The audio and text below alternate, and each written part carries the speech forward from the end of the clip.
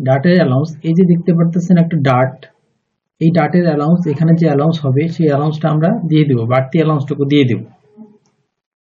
ডাটের allowance দেওয়ার জন্য আমাদেরকে প্রথমে আসতে হবে ফাংশন থ্রির স্ট্রেসে, স্ট্রেসে ক্লিক করতে হবে।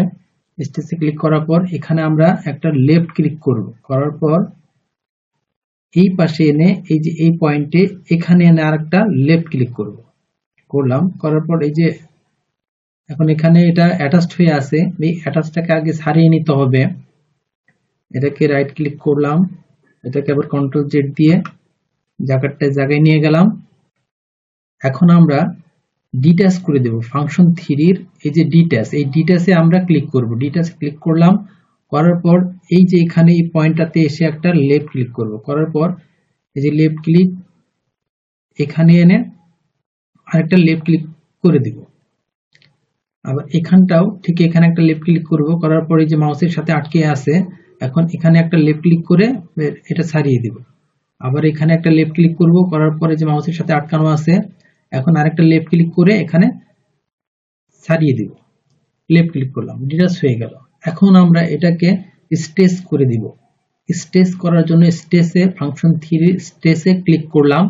স্টেচে ক্লিক করার পর এই যে এখানে এই পয়েন্টে এসে একটা লেফট ক্লিক করব, তারপর আবার এইখানে এসে আরেকটা লেফট ক্লিক করব, করার পর এই যে পয়েন্টস এখন এটা আলাদা হয়ে গেছে। এখন ঠিক এই মাঝখান বরাবর এনে আমরা এটাকে লেফট ক্লিক করে দিব।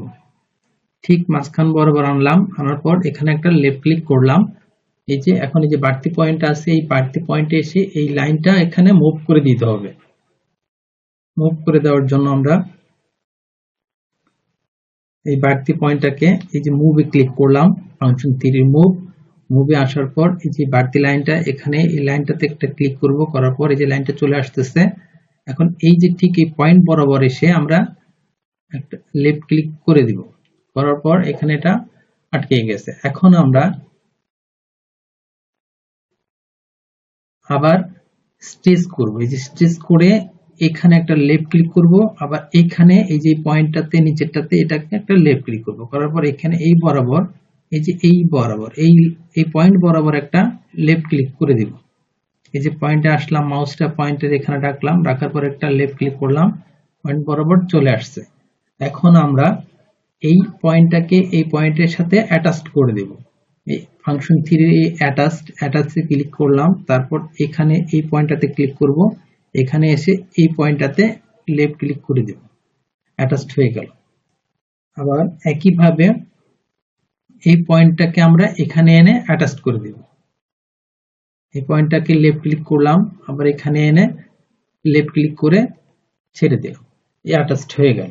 এখন এই যে আমাদের যে বাড়তি অংশটুকু আছে, এই বাড়তিটুকুই হচ্ছে অ্যালাউন্স, বাড়তি অ্যালাউন্স।